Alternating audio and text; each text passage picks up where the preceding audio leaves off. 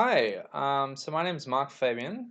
I'm the first author on this paper, and this is a recording of a seminar style presentation of this paper because I presented it in a seminar yesterday, and I thought, why not just make a recording and put it on the internet so that other people can share it and enjoy it and, send me flame mail.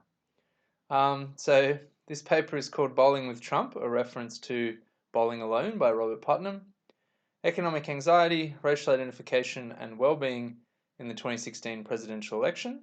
This is joint work with Professor Robert Breunig at the ANU and Professor Jan Emanuel de Neve at Oxford. Okay, so the motivation of this paper is, why did Trump win the 2016 presidential election? A perennial question for many social scientists, probably one of the big questions of our age. In a kind of very prominent review of the political science literature published quite recently by Sides et al., their book is called Identity Crisis, they argue that the main thing driving Trump's victory was what they call racialized economics. So I'm going to quote what they think racialized economics is. They say the important sentiment underlying Trump's support was not, I might lose my job, but in essence, people in my group are losing jobs to that other group. So instead of pure economic anxiety, what matters was racialized economics. I don't want to dispute this assessment. I think the analysis in Identity Crisis is quite compelling, but I think this does lead to a follow-up question, which is, why has race and identity suddenly become more of an issue in American politics? And you might scoff at that and think, well, race has always been an issue of American politics, especially with what's happening in the last couple of weeks. But while that might be true, sides that all really demonstrate quite clearly, I think, with the data, that even if racism has been prominent in America, it hasn't risen to electoral salience, so it hasn't been activated. People have not been voting on the basis of racial identification until recently. In the last kind of 5 to 10 years, it's become a much more salient feature of electoral politics. So how do we explain that? So we draw on two bodies of theory from psychology to explain this. The first is basic psychological needs from self-determination theory. Self-determination theory argues that when economic or cultural decay undermine people's autonomy and competence, that's two of their basic needs, then they might try to compensate by doubling down on their relatedness, which is their need to feel loved and cared for. And then similarly, worldview defense from social psychology would argue that when people are threatened, they try to rally social support from in-groups. So if we put these ideas together, we end up with this relatively simple hypothesis that when people are anxious or worried or otherwise feel insecure, they will reach for relatedness and in-groups to try to give themselves a sense of social support. If they have ready-to-hand sources of relatedness, like a church community, for example, then they'll be buffered against these negative well-being effects. If they don't have these ready-to-hand sources of relatedness, then they might reach, perhaps in desperation, for perhaps slightly lower quality sources of in-group identification, like, for example, race, nation, class, etc. And these are precisely the things that we've seen people reach for in times of uncertainty historically, and what we see people reach for in laboratory studies in self-determination theory and worldview defense theory. So to bring this into the reality of the US today, what we would expect is that voters in left-behind counties voted for Trump because they're worried, and his identitarian policies, things like Make America Great Again and Build a Wall, speak to an in-group identification that they can easily affiliate with. Of course, people who have existing sources of relatedness do not need Trump's rhetoric, do not need to feel racial identification in order to feel like they have a sense of social support. So they aren't attracted to Trump for these reasons. They may nonetheless be attracted to him for other reasons, in particular that he's the Republican Party candidate. I think it's important to underline in this context that sources of relatedness have declined precipitously in the US since the 1970s, and the most kind of famous studies of this are by Bob Putnam and his work on social capital. I talk a lot about relatedness in this presentation, so before I go any further, I'll just throw up this slide that shows you what I mean by relatedness.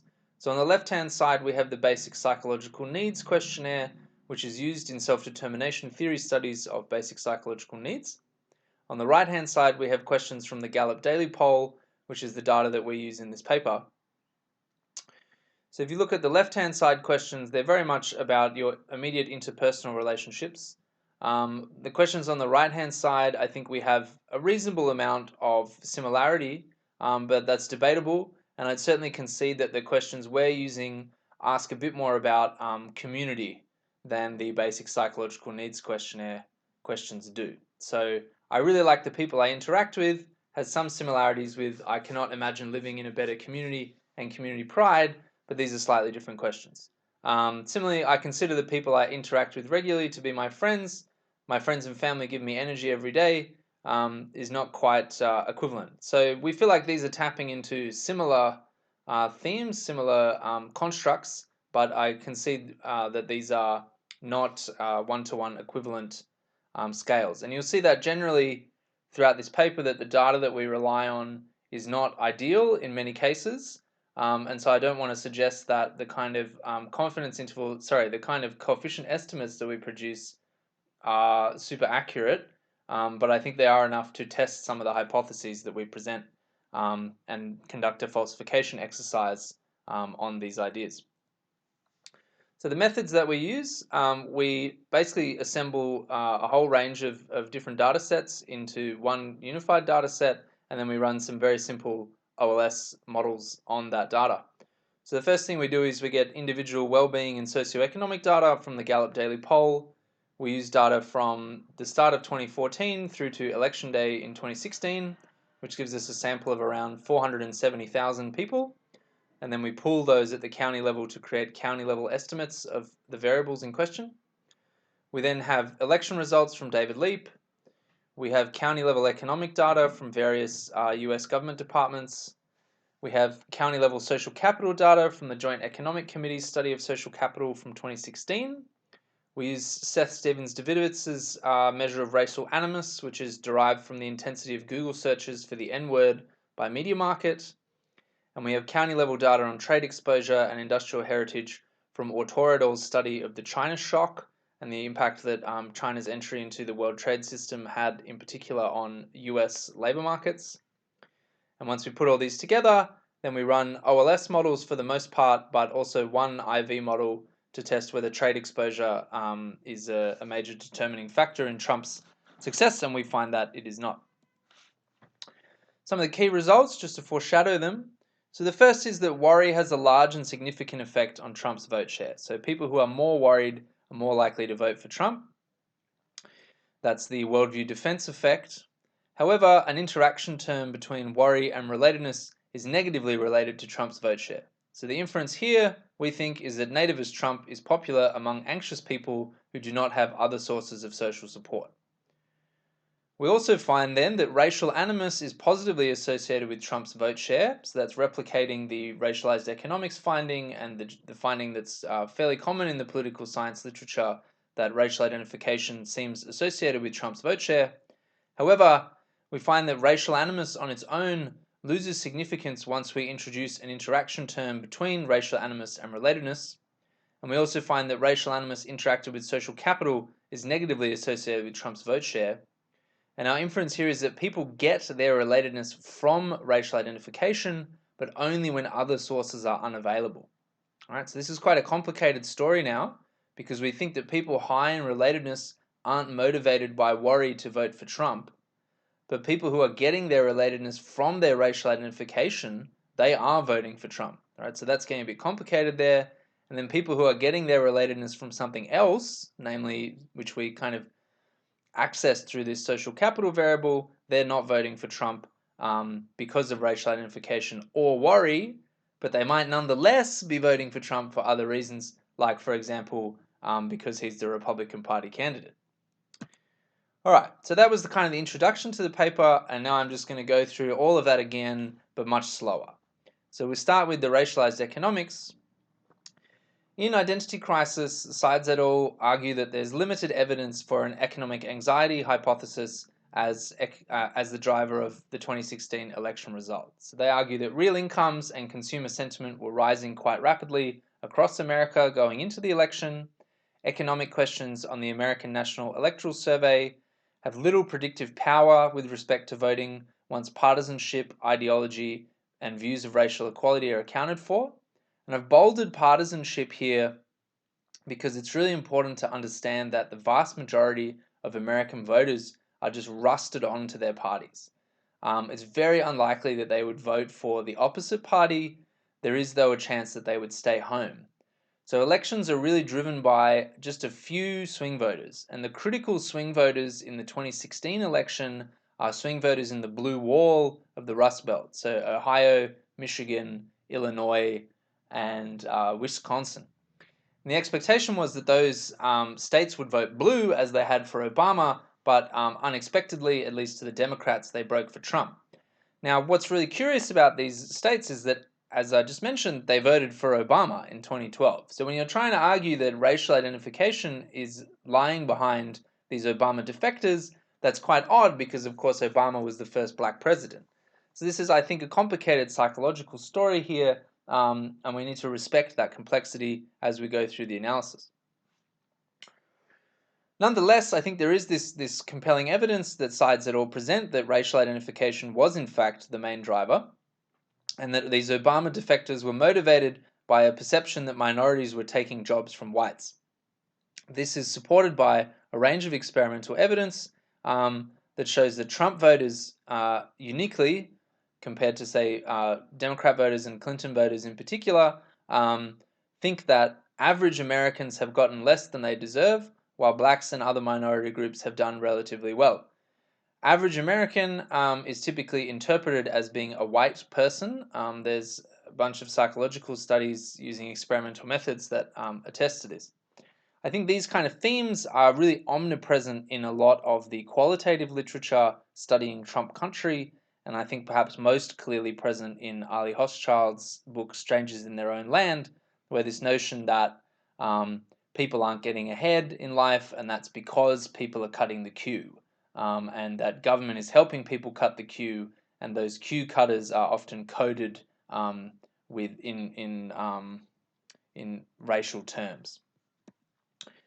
Okay, so the question is, well, if we accept Sides et al.'s analysis, and as I say, I find it a very compelling analysis, that race is a deep determinant of Trump's victory, then we need to explain why race has become a salient electoral issue in 2016, despite long-term declines in racial sentiment.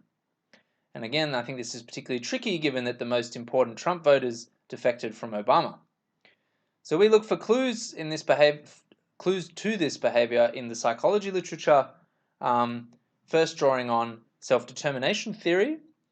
SDT is one of the more prominent eudaimonic theories of well-being from clinical psychology. It argues that people have three basic psychological needs: for autonomy, which is to be able to act volitionally; competence, which is a sense that you are skilled at the tasks you need to be good at in order to flourish in your life; and relatedness, which is nourishing social connections, so a sense of the feeling that you are loved and cared for. There's strong cross-cultural experimental evidence that thwarted needs lead to psychopathology, anxiety, depression, negative affect, low life satisfaction, all the rest of it. There's similar evidence that when people's needs are thwarted, they try to compensate. So if you particularly try to harm someone's autonomy and competence, or someone's autonomy and competence is being undermined, then they might try to compensate by boosting their relatedness. And that's precisely the kind of hypothesis we mount. So economic shocks, in particular through the Rust Belt, which has seen huge economic declines over time, but also cultural shocks in the form of changing culture around things like gender roles and the role of work and Christianity and men's status and these kind of things, all feel like a threat to people in these electorates, and they compensate by affirming their in-group affiliations. Now, because a lot of those in-group affiliations, like bowling clubs and church groups, have disappeared over the last few decades, the in-groups that people reach for are things like their racial in-group and their national identity, and Trump really speaks to that. Turning to worldview defense theories, there are four theories in this grouping. There's terror management, uncertainty management, coalition threat, and unconscious vigilance. All of these different theories basically posit that some negative stimuli will provoke exaggerated affirmations of and loyalty to in-groups. And these exaggerated affirmations and loyalty, this is the worldview defense. So you make someone feel worried, apprehensive, uncertain, and then they will try to rally support to themselves by beating their chest. So they think, oh, everything's going really badly for me, but that blue team over there, they seem like they could be really help me out. So I'm going to talk about how great the blue team is and how I've always been a supporter of the blue team, and I've been a long-standing contributor to the blue team, and I'm all about the blue team. And this will hopefully get the blue team over here to help me out. And there's a very kind of straightforward evolutionary explanation for these sort of ideas, which is that in evolutionary environments, one of the main things that would have determined your survival is the extent to which you had social support. So it's understandable that we've evolved various mechanisms that cause us to try to rally social support to our side when we're in trouble. Again, large amounts of experimental literature on this phenomenon. So putting these two together, we come to this hypothesis, which is that when people are anxious, they'll reach for relatedness, they'll reach for social support, they'll reach for in-group identities. People in the Rust Belt, these important swing states, are anxious because of economic and cultural decay. If anxious people have ready-to-hand sources of relatedness like a sports club, a bowling group, they'll be buffered against negative well-being effects. If they don't, then they'll reach for salient and accessible sources of relatedness like race, nation, and religion. Trump speaks directly to these themes: build a wall, make America great again, the Muslim ban, bad hombres, all the rest of it. And so we would expect left-behind counties to vote for Trump because they're worried they don't have sources of relatedness and Trump is identitarian and nativist. All right, so that's the hypothesis. In order to test this hypothesis, we need quite a large range of data. And I'll foreshadow that I don't think our data is ideal, but it's much better than where we would have been 10 years ago in terms of the availability of data on these sort of things. And I think we do a fairly impressive job of assembling sufficient data to test this hypothesis. So the first thing we do is we get data from the Gallup Daily Poll. This is a survey of 500 Americans done daily by mobile phone and landline. It's representative for the US population by age, sex, race, and location. It includes a huge battery of socioeconomic and demographic questions. It also includes questions on subjective well-being, like life satisfaction, optimism, pain, depression, and crucially for us, worry. And then it also has questions on basic needs. So it has some questions on competence, some questions on relatedness, which I've already shown you, but unfortunately not really anything on autonomy. So we use data from the start of 2014, January 1st, through to the election day of 2016, and that gives us a sample of about 470,000 people. And then we pool those respondents at the county level to create county level averages for all the variables that you see on this slide. And we use those as controls or as key indicator variables. These are the autonomy questions. As you can see, we don't really have much to go on, and the questions that we do have are not very good analogies to the questions in the basic needs survey, so this is the last I'll talk about autonomy.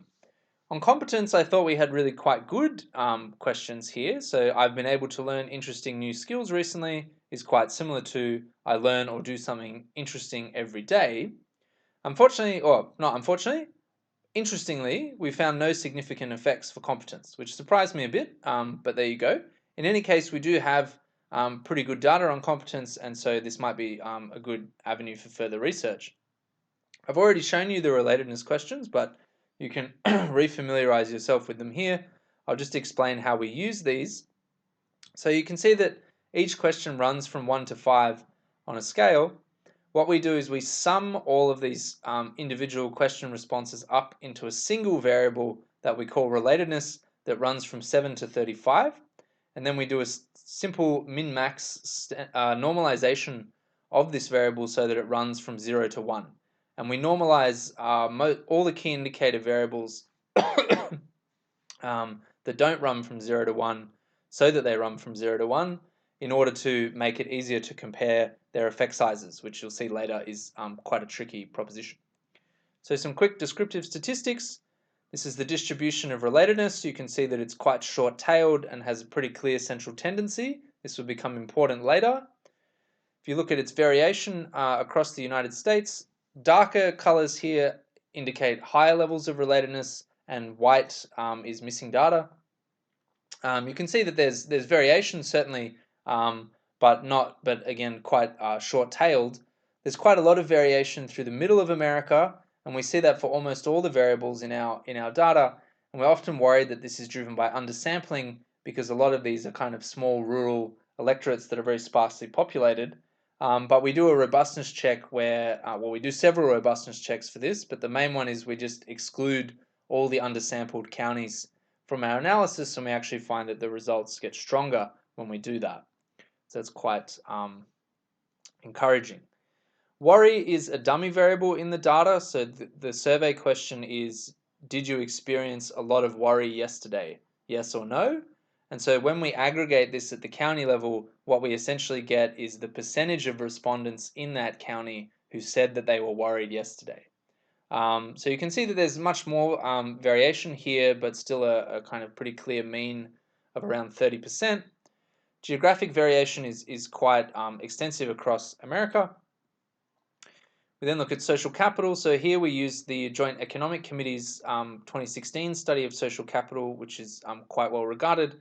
The county level data set there, or the county level index, I should say, is composed of the following variables: unmarried births, marriage rates, children in single-parent households, registered secular not-for-profits, religious congregations per thousand population, volunteering, public meetings, working with neighbours, and demonstrations.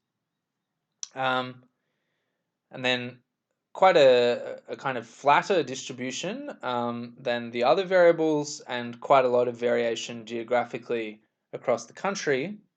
One thing that I think is worth mentioning is that while social capital and relatedness are similar in many ways, they are meaningfully different. So I'm showing you here the raw correlation between the two, and there is a correlation. It's about 0.3, which is modest. And the difference here, I think, one way to think about it is that social capital is measured objectively, and it's measured at the county level. So it's at quite a large scale. And that doesn't necessarily tell you how people in that county are feeling. So relatedness is subjective, and it's to do with things that are a little bit more at the immediate interpersonal level of your neighborhood, your family, your friends, and your partner. Okay. Lastly, we have racial animus. So as I said, we get this from Stevens Davidovitz's paper in the Journal of Public Economics, where he constructs a measure of racial animus using the intensity of Google searches for the N-word between 2004 and 2007. We can argue about whether that date range is ideal. He wanted to look at the impact of racial animus on Obama's electoral performance, and it would not be good to use data from while Obama was in office because that raises an issue of endogeneity. But maybe for our interests, it would be better to have more up-to-date data. In any case, this is what Stevens Davidovitz has made publicly available, and we're very grateful for that. Another concern for us with this data is that we would be quite interested in also having a measure of racial animus towards not just blacks but other racial minority groups, and we don't have that. So again, I don't want to say that the estimates that we show you later are particularly accurate, but I think this allows us to test our hypotheses. I should say that this data is measured at the media market level, and then we crosswalk that to counties, which is why you see it kind of clustering over these larger regions in the heat map. So basically, racial animus is denser in the early settled states, particularly of the Confederacy, and then gets a bit more chill as you head out west, but still plenty in the west. Okay, the models we use, as I said, very simple ordinary least squares models at the county level of the following form. So on the left-hand side, we have an electoral outcome, typically Trump's vote share. Then on the right-hand side, we have our key indicator variables, and they tend to be interacted with relatedness. So we have worry, racial animus, and social capital. And then we also have relatedness on its own and these key indicator variables on their own, as is standard in when you're modeling interaction effects. We include competence as a control variable, but as I mentioned, competence is not found to be statistically significant. And then we have this huge battery of other controls, including partisanship, so your party affiliation, state of the economy, individual county and socioeconomic controls, demography, and industrial heritage. Some people would already be concerned, I'm sure, that if you include partisanship in the model, that seems to be endogenous with the electoral outcome, and I'm very sympathetic to that. I'm not sure how else to control for partisanship. In any case, if we remove partisanship from the model, the coefficients rise slightly, significance doesn't change, and the overall R-squared of the model falls slightly. So I wouldn't stress too much about that. And so now we turn to the results. So I'm going to step you through this slowly. Let's start with column 1. So this is in a sense our baseline model where we try to establish that our theory is on the right track, and we also try to replicate the racialized economics finding from sides et al. So to start with, we've got worry being positively associated with Trump's vote share, highly significant, and a very large coefficient.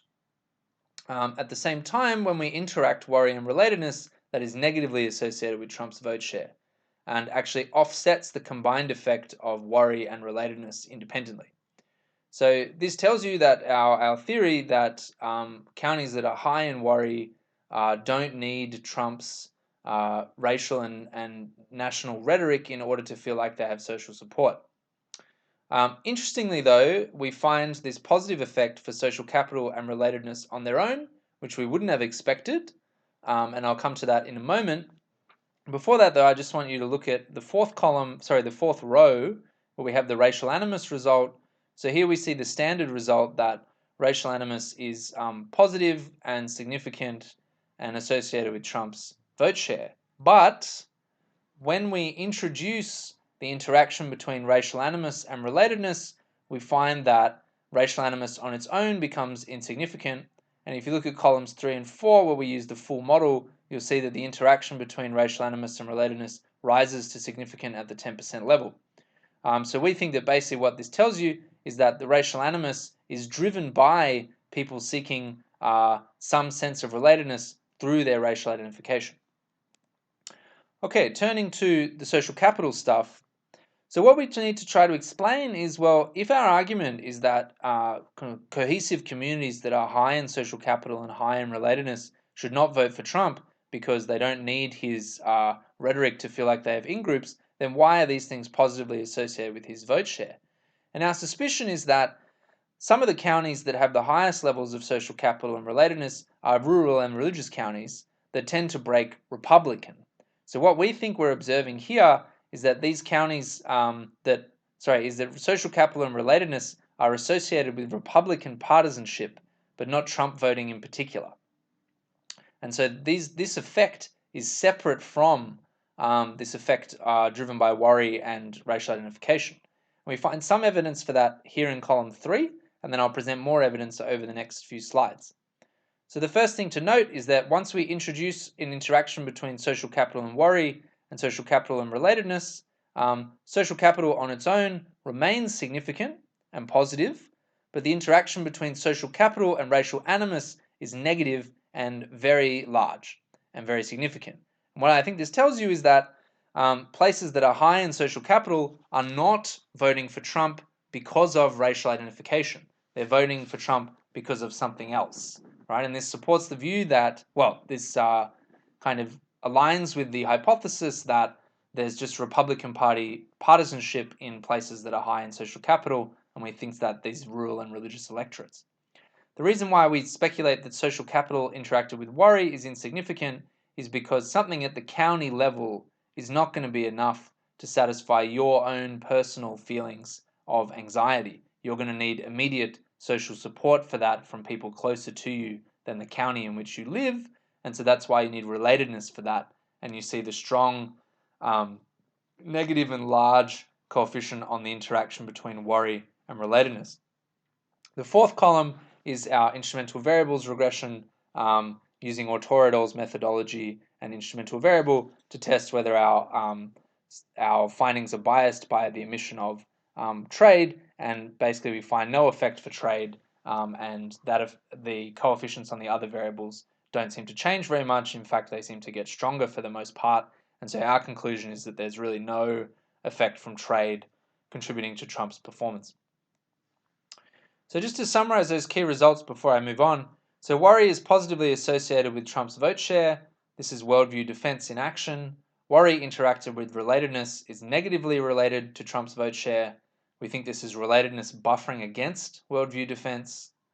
Racial animus is not significant once racial animus interacted with relatedness is included in the model, but that interaction term is positively associated with Trump's vote share. So our interpretation of this is that people are getting their relatedness from racial identification. Social capital is positively associated with Trump's vote share, and we think that this is Republican partisans in rural and religious counties. Importantly, social capital interacted with racial animus is strongly negative, and we think that our interpretation of this is that high social capital counties do not vote Trump out of racial identification. That social capital effect has to do with something else. Okay, just quickly, I'm going to show you a few slides where we try to get a bit more of a handle on the relative effect sizes. So as I've said a few times, don't have heaps of confidence in the estimates that we've got. They're not that precise, but it is helpful, I think, to examine which effect is bigger in relative terms. And we don't want to say much more than that, but we do want to be able to tease that apart a bit. So here we see the marginal effect of worry, or the average marginal effect of worry, as relatedness increases. You see that when relatedness is low, the marginal effect of worry is to increase Trump's vote share.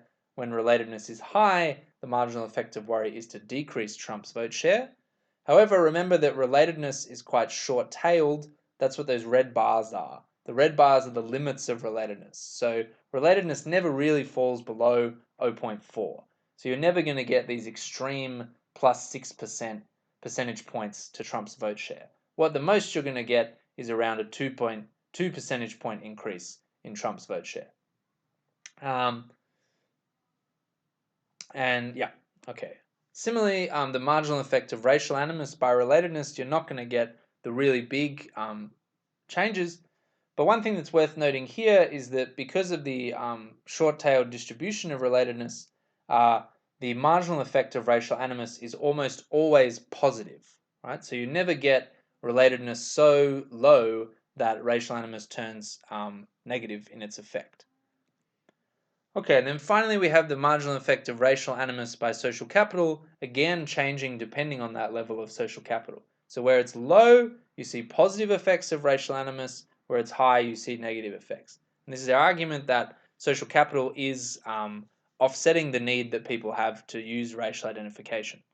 The red bar here represents the mean of social capital, and if you remember the histogram, this is quite an evenly distributed variable, so you will get counties on both sides of this all the way up the graph. So you're going to get some counties where this dampening effect of social capital on racial animus is very strong, and in other places where it's very weak, and so racial animus makes a huge contribution to Trump's vote share. In this table, I tried to set up a crude aid to interpreting these effect sizes that kind of appreciates the complexity of all these interaction terms. So what we've got, if you look across the top row, is that we take 4 hypothetical counties. One where relatedness is in the bottom decile, and where social capital is in the bottom decile. One where relatedness is in the bottom decile of relatedness, and one where social capital is in the top decile of social capital, and then 2 others for the other 2 scenarios. So relatedness in the top, social capital in the bottom, relatedness in the top, social capital in the top. Then we have a look at the marginal effects of worry and racial animus. So that's the average marginal effect of these variables at those relatedness and social capital cutoffs, given all the covariates in the regressions. And then we have the total effect. The total effect is that average marginal effect multiplied by the mean level of worry or the mean level of racial animus, which is quite a common mean level, as you can imagine. So that's not an extreme value. All right, so the first thing to note is that worry switches from being positively associated with Trump's vote share at low levels of relatedness to being negatively associated with Trump's vote share at high levels of relatedness. So that's our primary hypothesis. We think that worry increases people's tendency to vote for Trump because he's nativist and he gives them a sense of social support. But if they already have social support, then they're not going to vote for Trump. And you see that that effect of already having social support is quite powerful. So you go from having a 1 percentage point marginal increase in Trump's vote share to having a 7 percentage point marginal decrease in Trump's vote share, which is really quite a big effect. And the size of this effect is only partially offset by the Republican partisan effect of high social capital. So worry is a big part of the story.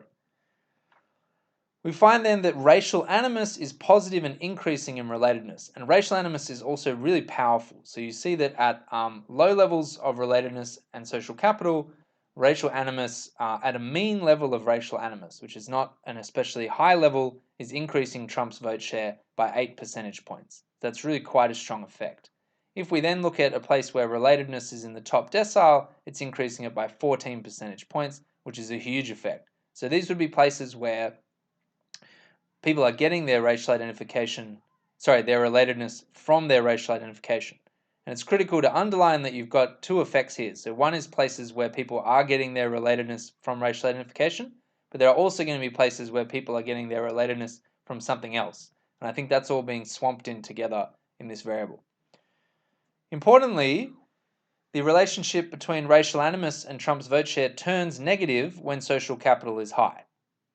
All right, so it goes from being 14 percentage point increase to being a 2 percentage point decrease in Trump's vote share just by going from the bottom of social capital to the top. And that's a really huge and powerful effect, and that supports our original hypothesis that places that are socially cohesive and have healthy communities and healthy church groups and bowling clubs and all the rest of it don't need Trump's rhetoric, his nativism, in order to feel like they have social support.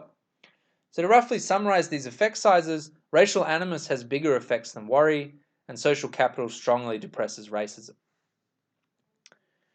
Okay, so now I turn to presenting a few further bits of evidence to support our claim that the positive coefficients on relatedness and social capital on their own are associated with Republican Party partisanship, and that Trump's support is associated with worry and with racial identification. So the first thing we do is we look specifically at the Republican Party primaries rather than the presidential election. So in the primaries, Trump was competing against other Republicans. So what that means is that if social capital is not associated with Trump specifically, but rather with republicanism, then we would not expect social capital to have been particularly good for him in the primaries. On the other hand, if, as we conjecture, worry and relatedness are specifically associated with Trump, then we would see those boosting his performance in the primaries. A problem that we have in this robustness check is that we don't have enough respondents in the Gallup dataset who identify as Republicans to get a precise estimate, particularly because in some counties there's just no one, because those counties are so small, who says that they're a Republican. So the solution that we have to that, and it's admittedly a crude solution, is that we re-estimate the model, excluding anyone from the sample who says that they are a Democrat or says that they lean Democrat. And here are the results. So the first thing that you'll notice is that in the Republican Party primaries, relatedness and worry have a strong role to play in Trump's vote share.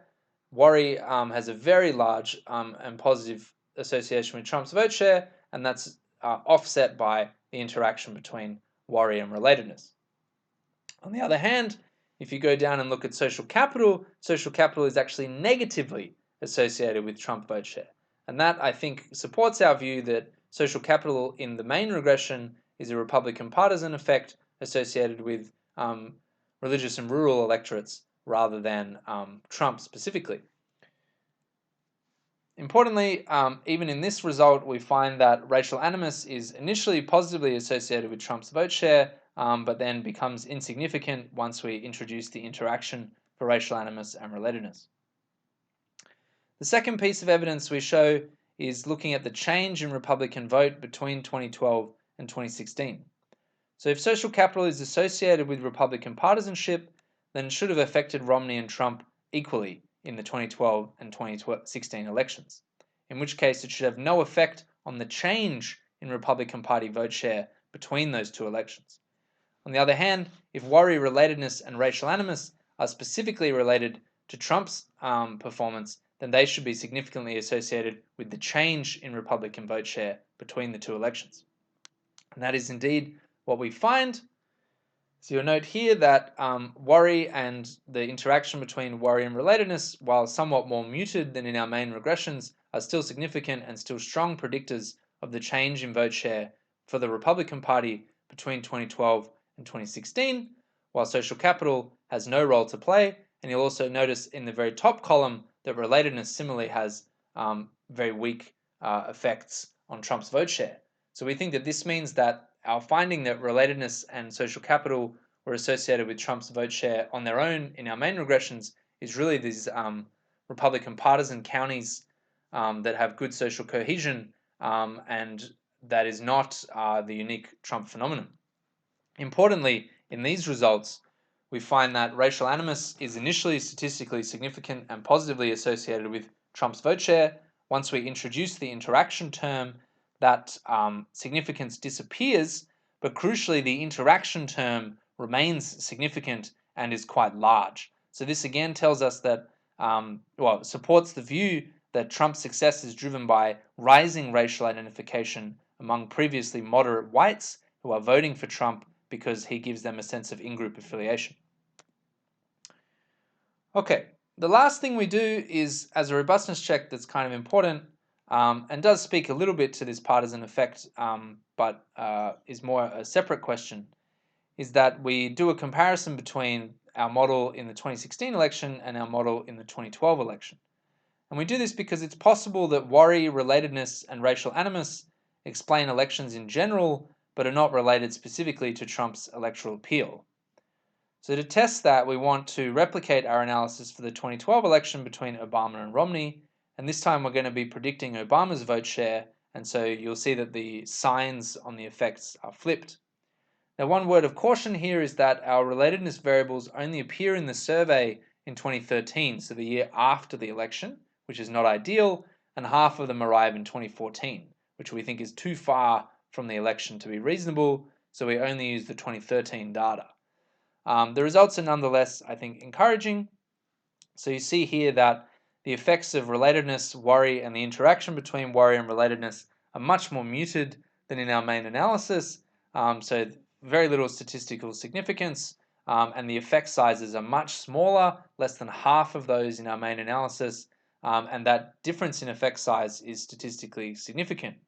Meanwhile, racial animus is negatively associated with Obama's vote share, and I think crucially, even once we add in the interaction between racial animus and relatedness, that interaction never becomes significant, and racial animus on its own remains significant, which I think is telling you that genuinely prejudicial racists were not voting for Obama, but also that these moderate whites did not feel the need to vote along the lines of racial identification. So this is the fact that the blue wall still stuck by Obama and only started to swap in the Trump election.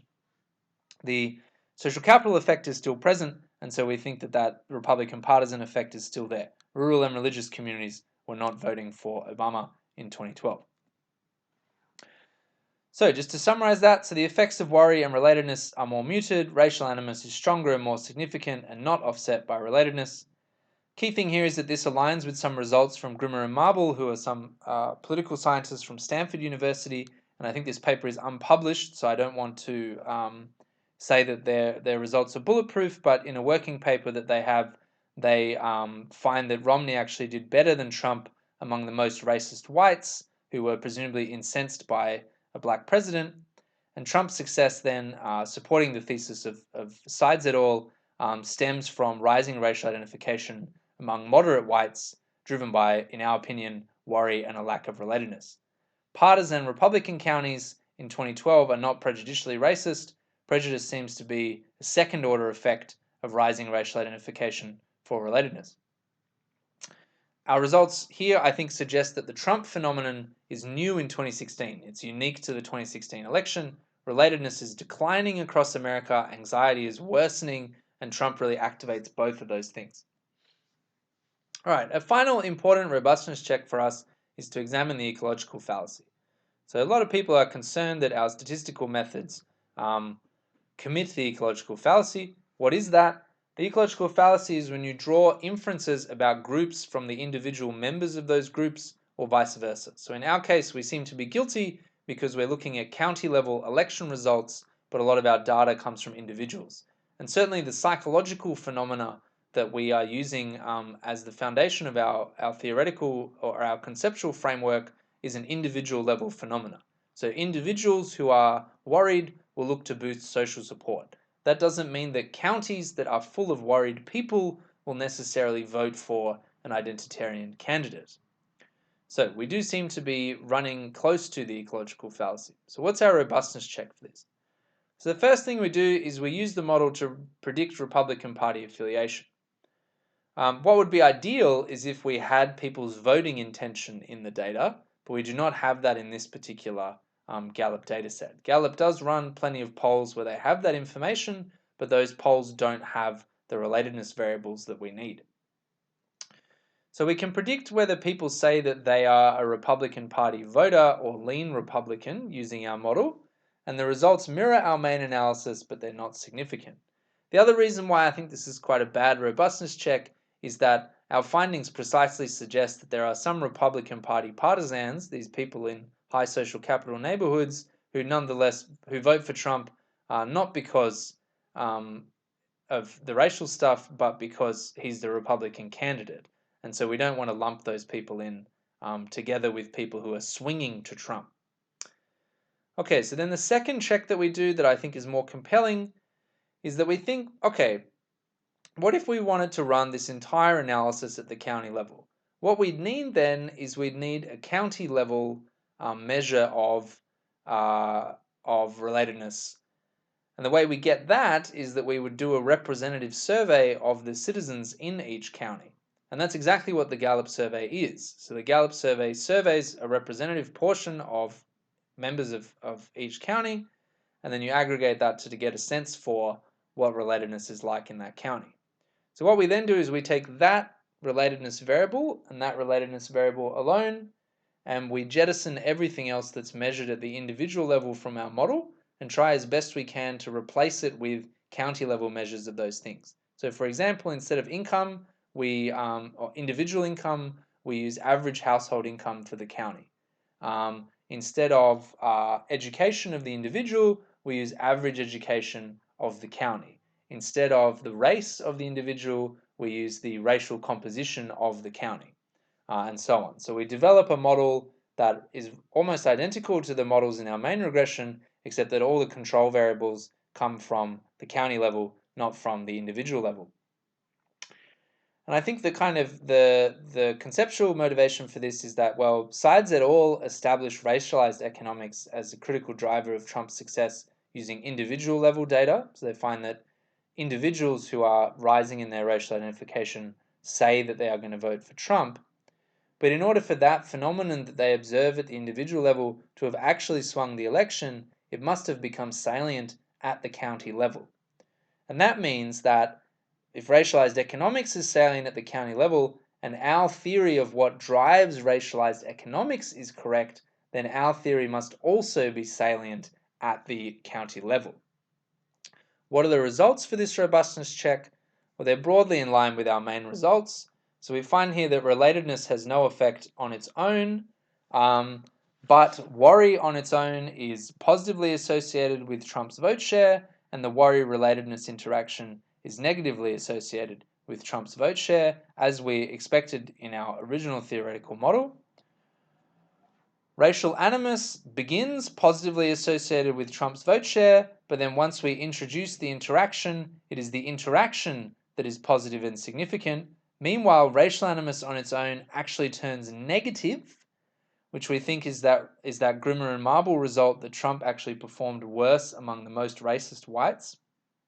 And then we still find that social capital has this much milder but positive association with Trump's vote share, which is, we think, this Republican partisan effect, but we think this effect size is much more reasonable than the effect size in our main regression.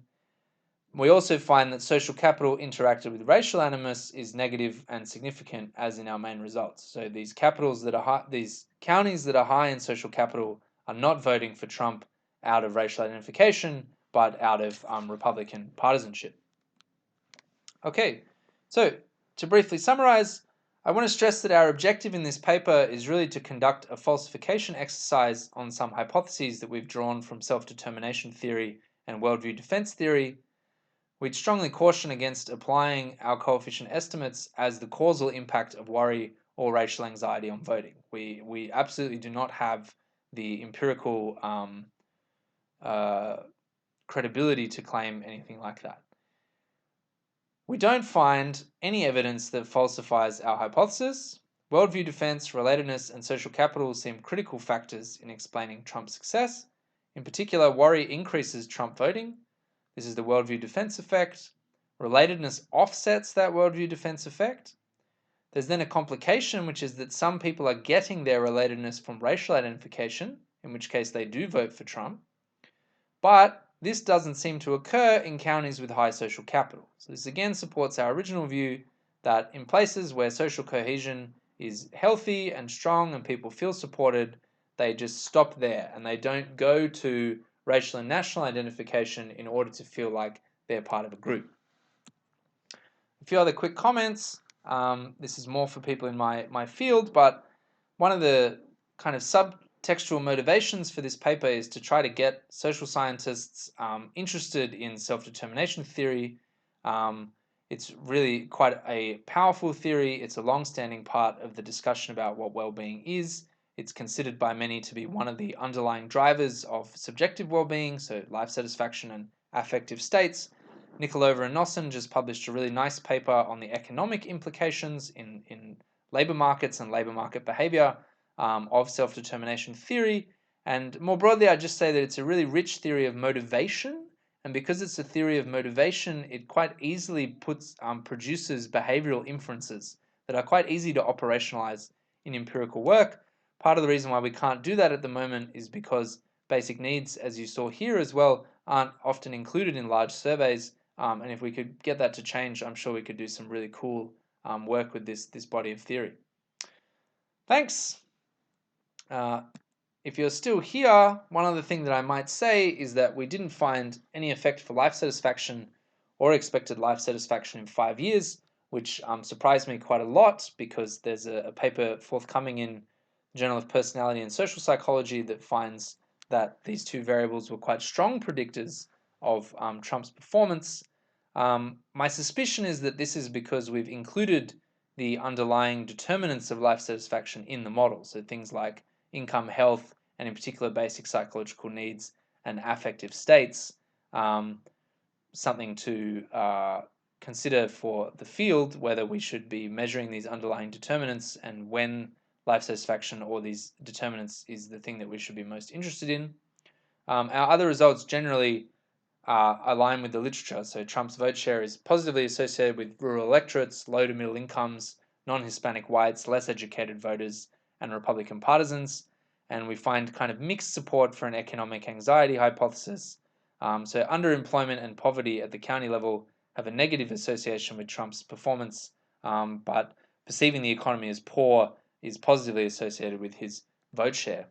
We think that this quite large coefficient that we find on worry, despite a long list of economic controls, suggests that people are also worried about cultural issues. And if you read the paper, which you can find on the Brookings Institution website or by Googling bowling with Trump,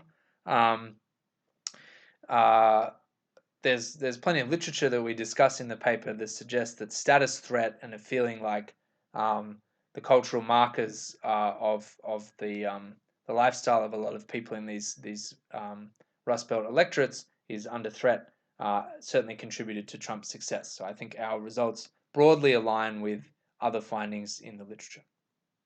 Okay, I'll stop there. Thanks very much for listening the whole time. If you have any questions, feel free to email me. My name is Mark Fabian. I should probably have put that here. Maybe I can go back to the start somehow. Can I? No. Let's go back to the start. Okay, so this is me, Mark Fabian, and you can find my email on the Cambridge University website. Thanks for your time, and see you later.